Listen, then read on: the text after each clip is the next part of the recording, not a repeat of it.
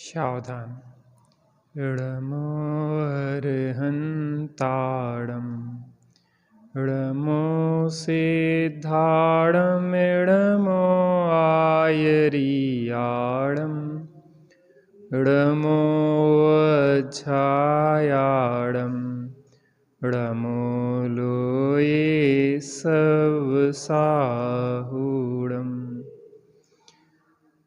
नमः समय साराय स्वानुभूत्या चकासते चित्स्वभावाय भावाय सर्वभावान्तरच्छिदे वन्दितु शब्दसिद्धे ध्रुवमचलमणोभवं गतिं पत्ते बोच्छामि समय पाहुड मिडमो सुध केवली भड़िदम्।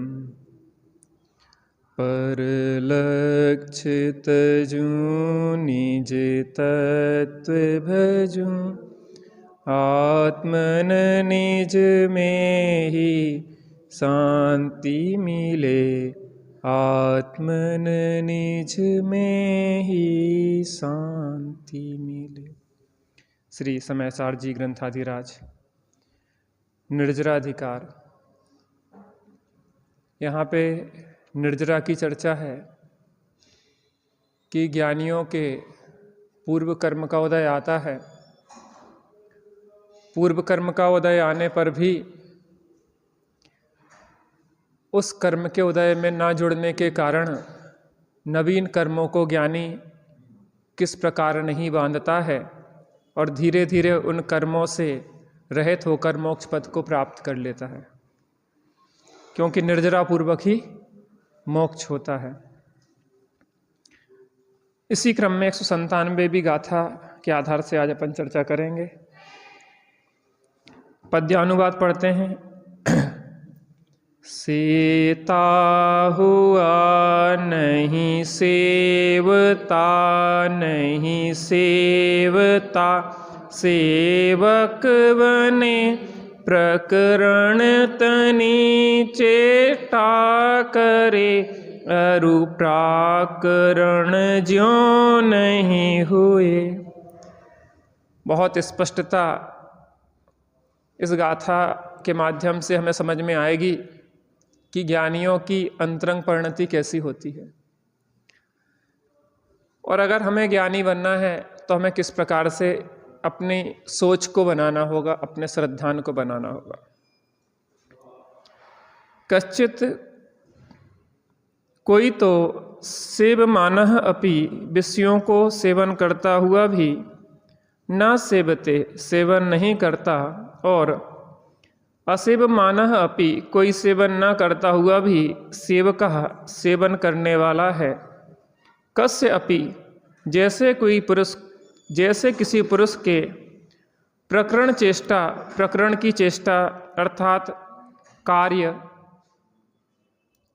कोई कार्य संबंधी क्रिया वर्तती है, न च स प्रकरणा इति भवति तथापि वह प्राकरणिक नहीं होता अर्थात कार्य करने वाला नहीं होता। टीका। जैसे कोई पुरुष किसी प्रकरण क्रिया में प्रवर्तमान होने पर भी प्रकरण का स्वामित्व न होने से प्राकरणिक नहीं है, दूसरा पुरुष प्रकरण की क्रिया में प्रवृत्त न होता हुआ भी प्रकरण का स्वामित्व होने से प्राकारणिक है। इसी प्रकार सम्यक दृष्टि पूर्व संचित कर्मोदय से प्राप्त हुए विषयों का सेवन करता हुआ भी रागादि भावों के अभाव के कारण विषय सेवन के फल का स्वामित्व न होने से असेवक ही है, सेवन करने वाला नहीं है।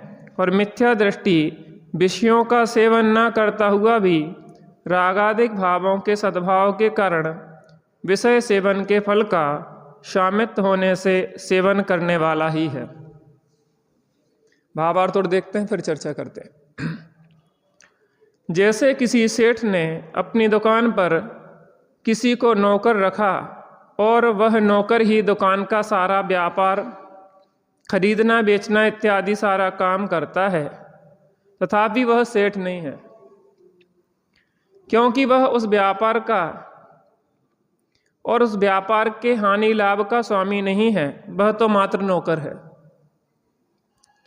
सेठ के द्वारा कराए गए सब काम काज को करता है, और जो सेठ है वह व्यापार संबंधी कोई काम काज नहीं करता, घर ही बैठा रहता है। तथापि उस व्यापार तथा उसके हानि लाभ का स्वामी होने से वही व्यापारी सेठ है, यह दृष्टांत सम्यक दृष्टि और मिथ्या दृष्टि पर घटित कर लेना चाहिए। जैसे नौकर व्यापार करने वाला नहीं है, उसी प्रकार सम्यक दृष्टि विषयों का सेवन करने वाला नहीं है, और जैसे सेठ व्यापार करने वाला है, उसी प्रकार मिथ्या दृष्टि विषय सेवन करने वाला है। बहुत स्पष्ट इस गाथा में हुआ होगा। यहाँ पे दो शब्द आए हैं, कौन कौन से? प्रकरण और प्राकरणिक। कौन से दो शब्द हैं? प्रकरण माने क्या होता है? कार्य, और प्राकरणिक माने क्या होता है? कार्य करने वाला। प्रकरण माने क्या होता है? कार्य, और प्राकरणिक माने क्या होता है? कार्य करने वाला। कोई कार्य करता हुआ दिखाई देने पर भी कार्य का कर्ता नहीं होता, और कोई कार्य करता हुआ नहीं दिखाई देने पर भी उसका कर्ता बनता है। बात स्पष्ट समझ में आती कि नहीं आती? बहुत अच्छा दृष्टांत से समझाया है। किसी सेठ जी ने अपने घर पे किसी सहयोगी को रखा। किसको रखा? किसी सहयोगी को रखा, और वो सहयोगी जो है पूरा काम करता है दुकान का। कौन करता है? सहयोगी पूरा काम करता है, और सेठ जी दुकान पे जाते भी नहीं है, मान लो घर पे ही बैठे रहते हैं।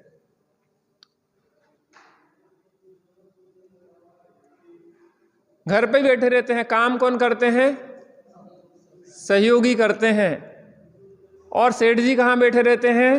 घर पे बैठे रहते हैं, या एयर कंडीशनर केबिन में बैठे रहते हैं, ऑफिस में बैठे रहते हैं। पूरा काम, लेन देन, खरीदना, जो भी काम है A to Z, वो कौन करता है? सेठ जी तो कोई हाथ भी नहीं लगाते, यहाँ तक कि रुपया भी नहीं गिनते, यहाँ तक कि बैंक में ना जमा करते हैं, ना बैंक से निकालते हैं, ना किसी से लेते हैं, ना किसी से देते हैं, वो तो बस बैठते हैं। कौन?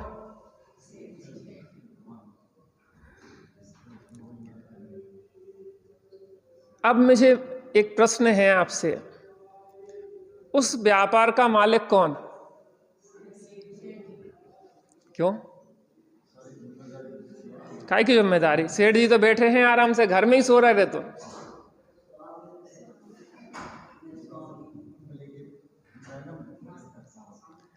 और बेचारे वे जो पल्लेदार हैं, जो काम कर रहे हैं, वे बोरे पटक रहे हैं दिन भर में, 100 200 500 बोरे यहाँ के वहां कर रहे हैं।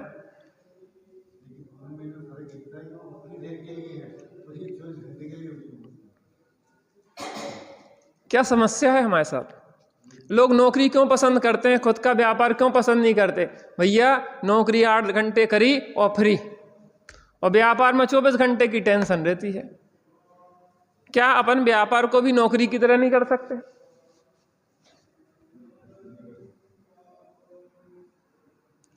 क्या हम अपने व्यापार में भी मुनीम की तरह नहीं रह सकते? बहुत कठिन लगता है, बहुत कठिन लगता है, लेकिन ये कला है। सम्यक दृष्टि के पास वो कला होती। किसके पास होती? किसके पास कला होती? सम्यक दृष्टि के पास कला होती। और हमें सम्यक दृष्टि बनना है तो हमें थोड़ी थोड़ी कला सीखना पड़ेगा, कलाकार बनना होगा। अगर सुखी होना है तो, नहीं तो परेशान रहेंगे जिंदगी भर। अनादिकाल से अनंत काल तो बीत गया है और ये समय भी बीत रहा है हर क्षण। अभी भी अगर हमने यह बात नहीं समझ पाई, क्या स्वयमेव इस जगत का सब काम हो रहा है, स्वयमेव इस जगत का सब काम हो रहा है, हमको भी धीरे धीरे श्रद्धान हो रहा है, हमको भी धीरे धीरे सद्ज्ञान हो रहा। स्वयं हो रहा है कि कर रहे हैं? अनादि निधन वस्तुएं भिन्न भिन्न अपनी मर्यादा सहित परिणमन कर रही थी, कर रही हैं और करती रहेंगी। कोई किसी के अधीन नहीं है। हमें टेंशन लेने की जरूरत है?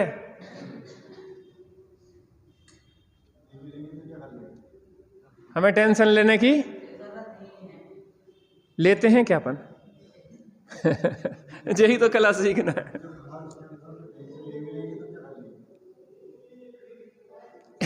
टेंशन लेने से अगर काम बन रहा हो तो ले लो। टेंशन लेने से कुछ काम धाम तो बनता नहीं है। व्यर्थ की टेंशन लेने से परेशानी ही बढ़ती जाती है। इसलिए कहते हैं अटेंशन प्लीज, टेंशन से रहित हो जाओ। आ माने नहीं और टेंशन माने टेंशन। कोई टेंशन नहीं लो, अटेंशन रहो, जागृत रहो, आनंदित रहो। यह कला सम्यक दृष्टि में होती है। सब चल रहा है, करता हुआ दिख भी रहा है, लेकिन प्रकरण योग्य चेष्टा करता हुआ भी प्राकरणिक नहीं बनता है। काम तो सम्यक दृष्टि भी करता है। और सही बताएं, लोक के सर्वोत्कृष्ट पदों की जिम्मेदारी जो दी जाती है वो सम्यक दृष्टियों को दी जाती है। 63 सलाह का पुरुष जो बनते हैं वो सम्यक दृष्टि बनते हैं, मिथ्या दृष्टि नहीं बनते। और 63 सलाह का पुरुष ही मुख्य है यहाँ की व्यवस्था संभालने में। चक्रवर्ती, नारायण, पतिनारायण, बलभद्र, तीर्थंकर, ये धुरा है एक प्रकार से यहाँ की व्यवस्था चलाने में। 6 खंड की व्यवस्था चलाते हुए भी चक्रवर्ती अखंड को नहीं भूलता। जे कला सीखने लायक है, कला सीखने लायक है। कैसे भोगों को भोगते हुए दिखने पर भी ज्ञानी के निर्जरा होती रहती है, कैसे ज्ञान और वैराग की शक्ति है, क्या सामर्थ्य है। अब इसको अपन थोड़ा सा, क्योंकि अपन सामान्य रूप से ही देख रहे हैं विषय, इसको मैंने एक दिन चर्चा की थी। 2 प्रकार का अवलोकन होता है, एक सिंहावलोकन होता है, एक विहंगावलोकन होता है। अपन सिंहावलोकन कर रहे हैं। सिंह जब चलता है तो पीछे देखते हुए चलता है कि पीछे से कोई वार आदि तो नहीं कर रहा है, पीछे का मार्ग देखते जाता है। ऐसे ही अपन ने अभी तक जो पढ़ा है उसका क्या कर रहे हैं? सिंहावलोकन की जो पढ़ा है उसमें अपन क्या है, एक बार क्या होता है कि व्यक्ति की एक मेमोरी का टाइम पीरियड होता है, इतने समय का याद रहता है, उससे ज़्यादा अगर निकल जाए तो वो भूल जाता है। तो भैया पिछली बार पढ़ा गए थे, फिर इस बार पढ़ाया, अब इतना लंबा याद ना रह पाया हो, किसी को रहा हो तो अच्छी बात है। तो अपन जी प्रयास कर रहे हैं कि वो पूरा एक बार अपने दिमाग में आ जाए कि आखिर विषय क्या है वो। देखिए, मैं आपको तात्पर्य वृत्ति टीका से कुछ विषय समझाना चाहता हूँ। उसमें दूसरे प्रकार से घटित किया, उसमें किस प्रकार से जो आपको थोड़ा और नजदीक देखेगा। देखिए पेज नंबर 388, तात्पर्य वृत्ति। अब उसी वैराग शक्ति के स्वरूप का वर्णन करते हैं। मिल गया अगले पेज पे। निर्विकार स्वसंवेदन ज्ञानी जीव अपने गुणस्थान के योग्य भोजन पान आदि पंचेंद्रिय भोग को सेवन करता हुआ भी सेवन करने वाला नहीं है। इसमें सबसे ऊपर जो बात लिखी है वो बहुत महत्वपूर्ण है। क्या लिखी है? निर्विकार स्वसंवेदन ज्ञानी जे कला निर्विकार स्वसंवेदन करने वाले के पास ही होती है। क्या कहा? यह कला निर्विकार स्वसंवेदन करने वाले के पास ही होती है। अज्ञानी मिथ्या दृष्टि के पास वह कला नहीं होती है। दूध, क्षीर और नीर को भिन्न भिन्न करने की कला हंस के पास होती है, बगुले के पास नहीं होती है।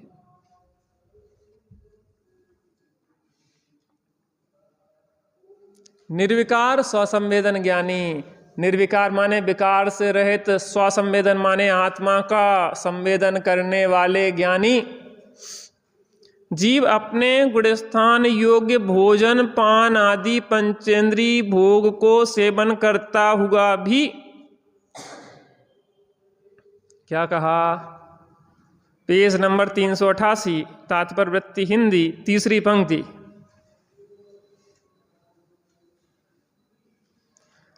मिल गया ना सबको? फिर से,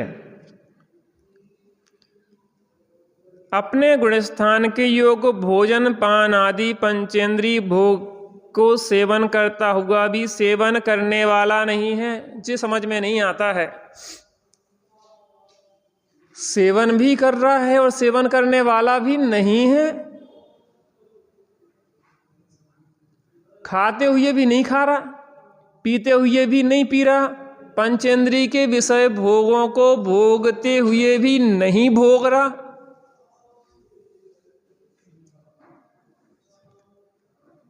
कौन? स्वसंवेदन ज्ञानी।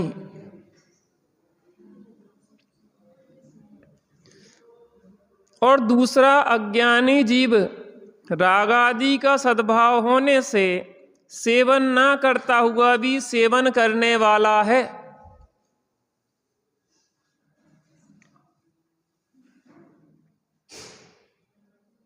क्या? अज्ञानी सेवन नहीं कर रहा है पंचेंद्रिय विषय भोगों का, और ज्ञानी पंचेंद्रिय विषय भोगों का सेवन करता हुआ दिखाई दे रहा है। ज्ञानी पंचेंद्रिय विषय भोगों का सेवन करते हुए भी सेवन नहीं कर रहा है, और अज्ञानी पंचेंद्रिय विषय भोगों की प्राप्ति न होने पर भी सेवन ना करते हुए भी सेवन कर रहा है। ऐसा हो सकता कि नहीं हो सकता? सेठ जी का जो दृष्टांत है उसको विचार करें। व्यापार में नुकसान लगा तो टेंशन किसको होगा? सेठ जी तो घर पे बैठे। शेयर बाजार गिरा तो टेंशन किसको होगा? शेयर बाजार उठा तो हर्ष किसको होगा? जो मेहनत कर रहे हैं, उठापटक कर रहे हैं, उन्हें कितना हर्ष और कितना विषाद।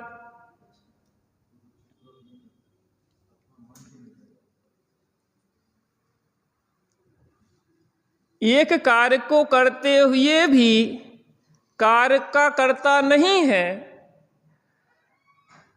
फिर से, एक कार्य को करते हुए भी कार्य का कर्ता नहीं है, और एक कार्य को ना करते हुए भी कार्य का कर्ता है। ऐसा हो सकता कि नहीं हो सकता? मान लो आप दुकान देर में पहुंच पाते और आपके सहयोगी आपकी दुकान खोल लेते। सुबह से झाड़ू फटकार दुकान जमाना व्यवस्थित करना कौन करता है? और कदाचित आप नहीं भी जा पा रहे, 2-4 दिन कोई कारण हो गया, व्यस्त हो गए, दुकान वहाँ पे चल रही है, फोन आ गया कि नुकसान लग गया, तो टेंशन किसको?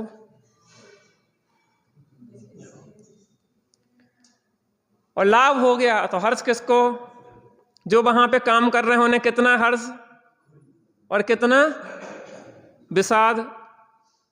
जी समझ में आता कि नहीं आता? हाँ।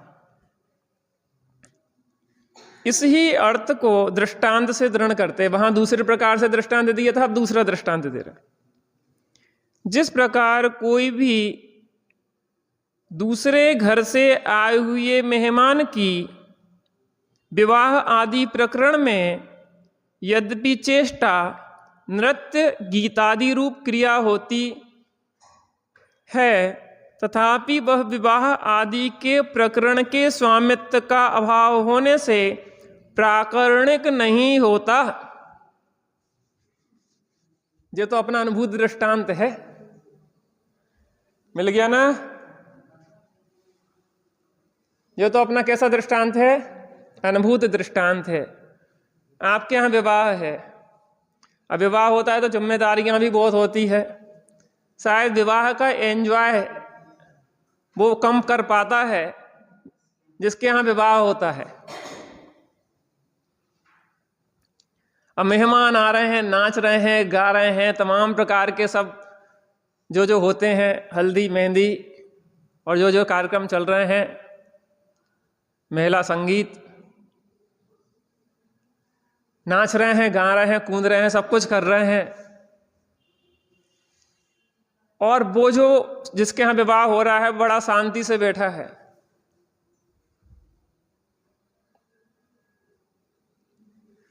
जो नाच कूद रहे हैं, जो गा रहे हैं, जो उसमें सब प्रकार से सक्रिय दिखाई दे रहे हैं, तो प्रकरणगत चेष्टा करने पर भी वो प्राकरणिक नहीं बन रहे हैं। और जो मालिक है, जो जिम्मेदार है, उसके लिए वह प्रकरणगत चेष्टा न करते हुए दिखाई देने पर भी वो प्राकरणिक है।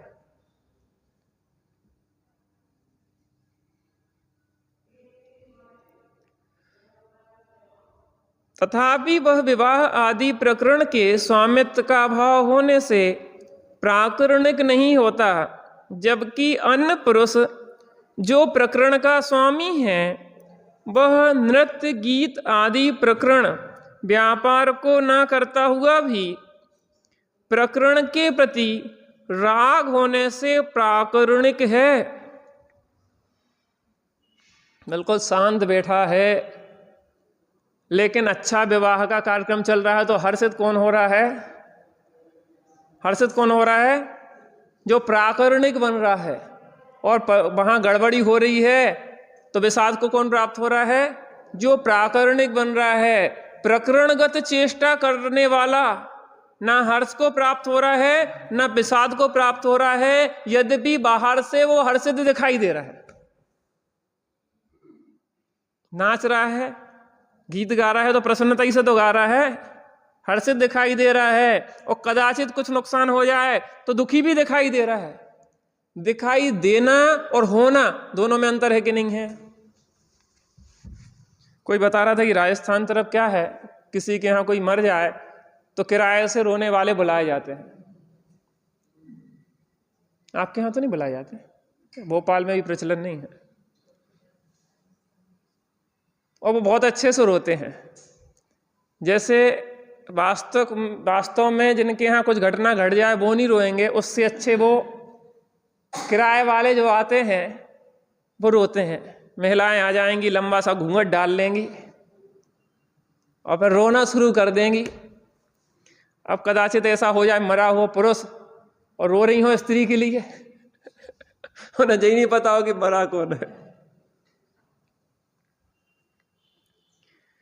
मैं ये कह रहा हूं, प्रकरणगत चेष्टा करते हुए दिखाई देने पर भी, रोते हुए वह महिलाएं दिखाई देने पर भी, वह रोते हुए किराए के पुरुष दिखाई देने पर भी उनके अंदर कितना विषाद है।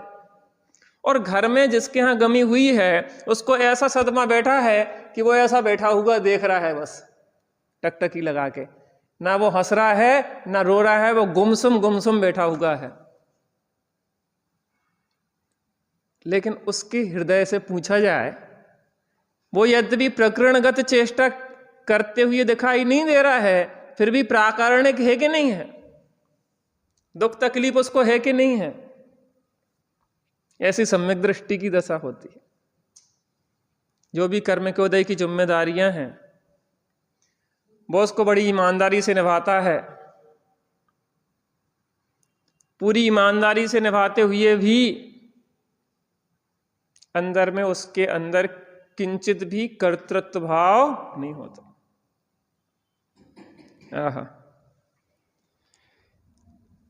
वह नृत्य गीत आदि प्रकरण व्यापार को ना करता हुआ भी प्रकरण के प्रति राग होने से प्राकरणिक है। उसी प्रकार परमार्थ तत्वज्ञानी जीव विषय का सेवन करता हुआ भी असेवक है और अज्ञानी जीव राग आदि के सद्भाव के कारण सेवन ना करता हुआ भी विषय सेवन करने वाला है। भरत जी से किसी ने कहा कि भरत जी आप तो बड़े मजे लेते हैं, 96,001 से एक सुंदर आपकी रानियां हैं, आप तो बड़े भोगों को भोगते रहते हैं, बड़ा आनंद कर रहे हैं। अच्छा आनंद कर रहा हूं, कोई बात नहीं, तुम्हें आज छूट देता हूं मैं, तुम मेरे रनवास में चले जाओ। कहाँ चले जाओ? रनवास माने जहां रानियों का निवास होता है। और आज तुम्हें यह चुनाव करना है कि मेरी सबसे सुंदर रानी कौन है। बड़ा हर्षित हो गया। रनवास में जाने की हर किसी को इजाजत तो मिलती नहीं है, और ये चुनाव करना है कि सबसे सुंदर रानी कौन है। बड़ा हर्षित था, लेकिन एक शर्त है मित्र, तुम्हारे हाथ में एक दीपक है, और अगर वो दीपक बुझ गया तो तुम्हारी गर्दन, पीछे जो 2 पहरेदार तलवार लिए चल रहे हैं, उसी क्षण तुम्हारी गर्दन अलग कर देंगे धड़ से। दीपक बुझना नहीं चाहिए। अब तुम पूरे रनवास में जाओ और देख के आओ, घूम के आओ, सब रानियों से मिल के आओ, और ये निर्णय करके आओ कि कौन सी रानी सबसे सुंदर है। सुबह से शाम हो गई, शाम को वो आया, महाराज जी ने पूछा क्यों मित्र, कौन सी रानी सबसे सुंदर है पता कर आए? कहने महाराज मैंने तो कोई रानी को देखा ही नहीं। क्यों रनवास में नहीं गए थे? क्या रनवास में तो गया मैं, सुबह से शाम तक घूमा, लेकिन मेरी निगाह किस पे थी? क्यों थी? क्योंकि अगर दीपक बुझ गया तो मेरे जीवन का दीपक भी बुझ जाएगा। कि समझ में आया? दुनिया को लगता है कि भरत भोगों को भोग रहा है, और भरत जानता है कि वह भोगों को भुगत रहा है। ज्ञानी की अंतर्दशा सोचो ना। कल हमने चर्चा की थी कि भरत जी जैसे ही छूटे, आप ये सोचो जिसके यहाँ चक्र रत्न उत्पन्न हो जाए उसके लिए बहुत समस्या पैदा हो जाती। वह ना चाहते हुए भी 6 खंड उसको जीतना बहुत जरूरी है। जो निदत्ति निकाचित कर्म जैसा कर्म है, तीर्थंकर प्रकृति जिसने बांध ली है, अब उसको तीर्थंकर बनना ही पड़ेगा। चक्रवर्ती जिसके यहाँ चक्र रत्न उत्पन्न हो गया है, उसको भाई साहब मजबूरी है कि अब उसको 6 खंड जीतने जाना पड़ेगा। जी है दशा। तो कोई तो भोगों को भोगता हुआ दिखाई देने पर भी उसके अंदर भोगने का किंचित भी भाव नहीं है, सुख बुद्धि नहीं है, और कोई भोगों को ना भोगता हुआ दिखाई देने पर भी, उसको भोगों की प्राप्ति ना होने पर भी अंदर में पूरी आसक्ति है। फल काय का लगेगा? क्योंकि हमें यह प्रश्न खड़ा होता है कि सम्यक दृष्टि के भोग निर्जरा के हेतु कैसे होते हैं? क्योंकि वह भोगों को भोगता नहीं है, वो भोगों को भुगतता है। उसके अंदर श्रद्धान में, ज्ञान में यह पक्का निर्णय है कि पंचेंद्रिय के विषय भोगों में सुख नहीं है। भरत जी को पता है कि 6 खंड में कुछ नहीं रखा है, मुझे तो एक अखंड की साधना करना है, मैं तो अभी इसी क्षण दीक्षा लेना चाहता हूं, लेकिन वह चक्रवर्ती पद जो प्राप्त हो गया है, अब 6 खंड जीतने जाना पड़ेगा। हाँ, अब 3 गाथाओं का पाठ एक साथ करेंगे अपन, उसके बाद चर्चा करते। 198, 199 और 200। अब प्रथम यह कहते हैं कि सम्यक दृष्टि सामान्यतया स्व और पर को इस प्रकार जानता है। सम्यक दृष्टि को चूंकि ज्ञान और वैराग्य शक्ति होती है, तो कैसा ज्ञान होता है स्वपर के बारे में और कैसी उसकी वैराग्य शक्ति होती है, इस विषय में इन 3 गाथाओं में बताते हैं। कर्मोहि के जु अनेक उदय विपाक जिन बर ने कहे बे मुझ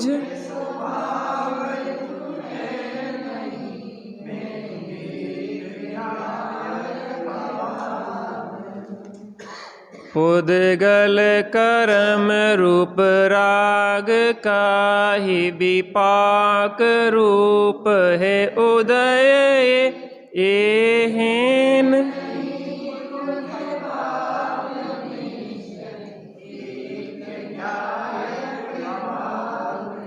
सददृष्टि इस रीत आत्मा को स्वभाव ही जानता अरु उदय कर्म विपाक को वह तत्व ज्ञायक छोड़ता।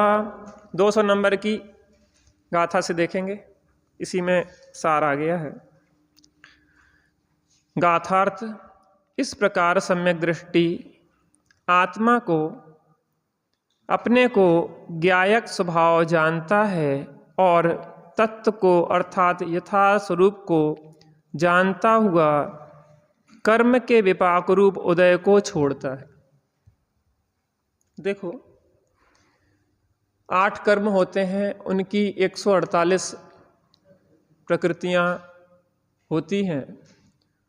जो भी जीव कर्म बांधता है वह अपना अबाधा काल व्यतीत होने के बाद अज्जू भैया उदय में आना शुरू हो जाता है।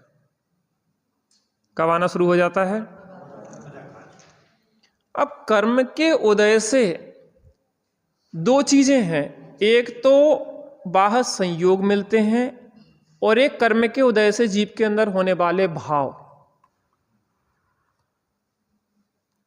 बाह्य संयोग जो मिले हैं हमें, अनुकूल हैं या प्रतिकूल हैं, जो भी संयोग मिले हैं वह सब कैसे मिले हैं? कर्म विपाक अर्थात कर्म का फल। और जो भी अंदर में रागादि भाव होते हैं वो भी क्या है? कर्म के उदय से होते हैं। अब 3 चीजें हैं, द्रव्य कर्म, भाव कर्म और नो कर्म। तो जीव ने जो भाव किए थे उन जीव के द्वारा किए हुए भावों से ज्ञानावरणादि 8 कर्मों का बंध होता है। क्या का होता है? ज्ञानावरणादि 8 कर्मों का बंध होता है। वो 8 कर्मों का बंध होके वो उदय में आता है। उदय में आता है। तो एक तो बाह्य संयोग प्राप्त होते हैं, तीसरे उस कर्म के उदय के निमित्त से जीव के भाव होते हैं जुड़ने पर। तो हमें ऐसा ही शरीर क्यों मिला, हमारा ऐसा ही फेस कट क्यों है, हमारी आंखें ऐसी ही क्यों हैं, हमारी नाक ऐसी ही क्यों है, हमारा रंग ऐसा ही क्यों है, हमारे लिए बाह्य संयोग स्त्री पुत्र कुटुंब ऐसे ही क्यों है, हमारा शरीर स्वस्थ या अस्वस्थ क्यों है, हम निर्धन या धनवान क्यों है, हमें अनुकूलता बाह्य अनुकूलता या प्रतिकूलता क्यों है? इसका उत्तर है कि यह सब जैसे हमने भाव किए थे उनसे जो कर्म बंधे हैं उन कर्मों के बंध का यह क्या है? फल है। अब दूसरी बात, क्रोध आया तो 2 प्रकार का क्रोध होता है, एक द्रव्य क्रोध होता है, दूसरा भाव क्रोध होता है। बिना द्रव्य क्रोध के उदय के भाव क्रोध अगर हो जाए तो यह जीव का स्वभाव ठहरे। तो द्रव्य क्रोध चारित्र मोहनी कर्म जो है उस चारित्र मोहनी कर्म के द्रव्य क्रोध का उदय आया, जीव उसमें जुड़ा और भाव क्रोध रूप पर्ण में थूगा, तो ये काय का फल है? कर्म का, कर्म विपाक। तो जीव के भाव कर्मों से द्रव्य कर्म बंधते हैं, उन पर द्रव्य कर्मों का उदय आता है, तो वहां संयोग सामग्री मिलती है और जीव उसमें जुड़ता है, तो जीव के कसाय रूप परिणाम होते हैं। तो यहां क्या कह रहे हैं? इस प्रकार सम्यक दृष्टि सामान्यतया और विशेषतया परभाव स्वरूप सर्वभावों से विवेक भेद ज्ञान भिन्नता करके टंकोत्कीर्ण एक ज्ञायक भाव जिसका स्वभाव है, ऐसा जो आत्मा का तत्व उसको भली भांति जानता है। क्या कह रहे हैं? पेज नंबर 392, 200 नंबर गाथा की टीका। फिर से, इस प्रकार सम्यक दृष्टि सामान्यतया और विशेषतया पर भाव स्वरूप सर्व भावों से विवेक भेद विज्ञान करके, पर भावों से सामान्य रूप से और विशेष रूप से भेद विज्ञान करके सम्यक दृष्टि टंकोत्कीर्ण एक ज्ञायक भाव जिसका स्वभाव है। कैसा स्वभाव है मेरा? टंकोत्कीर्ण ज्ञान माने ध्रुव स्थिर भाव है जो मेरा, ऐसा जो आत्मा का तत्व उसको भली भांति जानता है। किसको जानता है? परभावों को, उस स्वभाव को, स्वा को और पर को भली भांति कौन जानता है? सामान्य विशेष रूप से सम्यक दृष्टि। और इस प्रकार तत्व को जानता हुआ स्वभाव के ग्रहण और प्रभाव के त्याग से उत्पन्न होने योग्य अपने वस्तु तत्व को विस्तृत प्रसिद्ध करता हुआ कर्मोदय के विपाक से उत्पन्न हुए समस्त भावों को छोड़ता है। इसलिए वह सम्यक दृष्टि नियम से ज्ञान वैराग्य संपन्न होता है। यह सिद्ध हुआ। ऐसा समझो कि दो सूटकेस एक कंपनी के रखे हैं, आप ट्रेन में यात्रा कर रहे हैं, बिल्कुल सेम टू सेम कलर है, सब कुछ है, लेकिन उसके बाद भी आप भेद विज्ञान करके अपना सूटकेस उठा के चल देते हैं और दूसरे का सूटकेस क्या करते हैं? छोड़ देते हैं। ऐसी सम्यक दृष्टि को भेद विज्ञान होता है कि ये परद्रव्य है, ये परद्रव्य के भाव हैं, ये परद्रव्य के निमित्त से होने वाले अपने विभाव भाव हैं, और ये हमारा ज्ञायक भाव है। और ये ज्ञायक भाव इन परद्रव्य से, परद्रव्य के भाव से और परद्रव्य के निमित्त से होने वाले अपने विभाव भाव से भी कथनचित भिन्न है, और अपने भाव को ग्रहण कर लेता है और परभाव को छोड़ देता है। भावार्थ, जब अपने को तो ज्ञायक भाव स्वरूप सुखमय जाने और कर्मोदय से उत्पन्न हुए भावों को आकुलता रूप दुखमय जाने, तब ज्ञान रूप रहना तथा प्रभावों से विरागता, यह दोनों अवश्य ही होते हैं। यह बात प्रकट अनुभव गोचर है। यही ज्ञान वैराग्य ही सम्यक दृष्टि का चिन्ह है। बहुत गजब भावार्थ में सार में दिया है।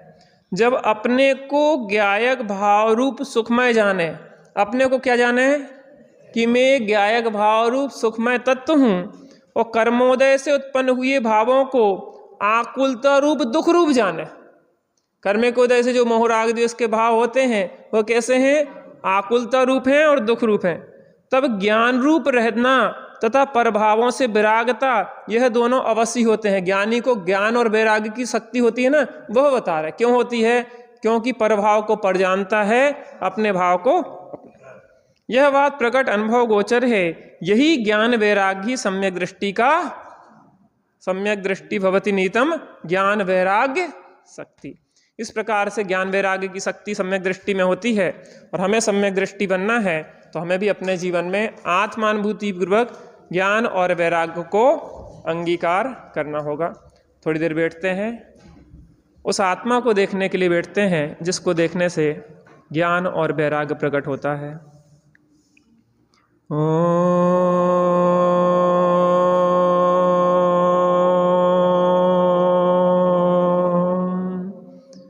शांति शांति शांति। ओम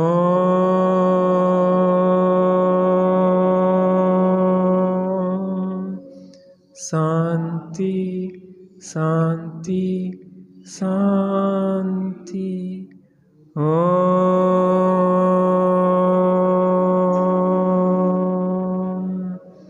शांति शांति शांति।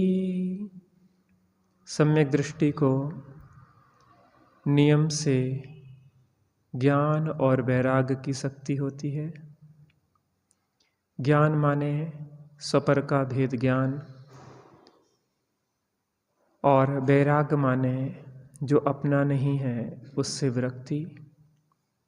स्व का स्वरूप श्रद्धान होता है, स्व का स्वरूप ज्ञान होता है, और अपने में ही स्थिरता होती है।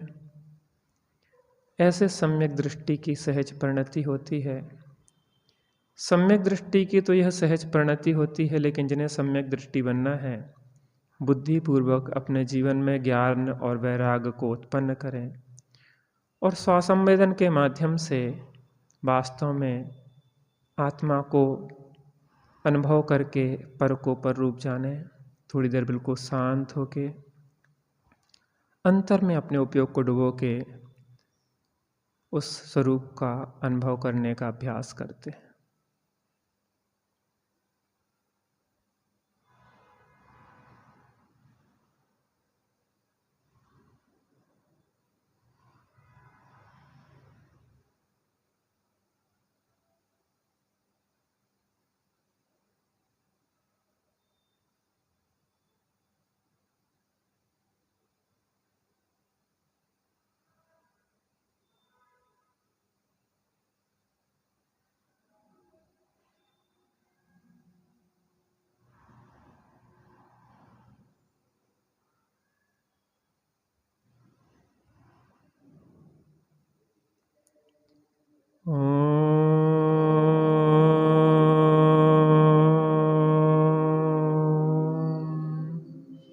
शांति शांति शांति।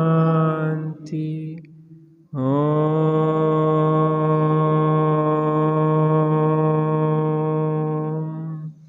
शांति शांति शांति।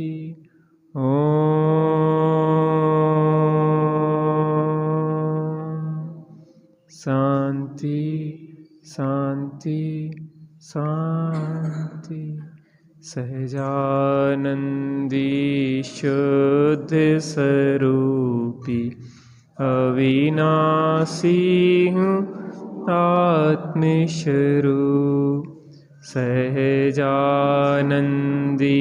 शुद्ध स्वरूपी अविनाशी हूँ आत्मस्वरूप।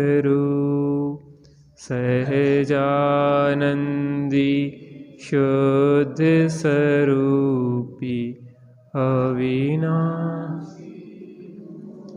निज निधि निज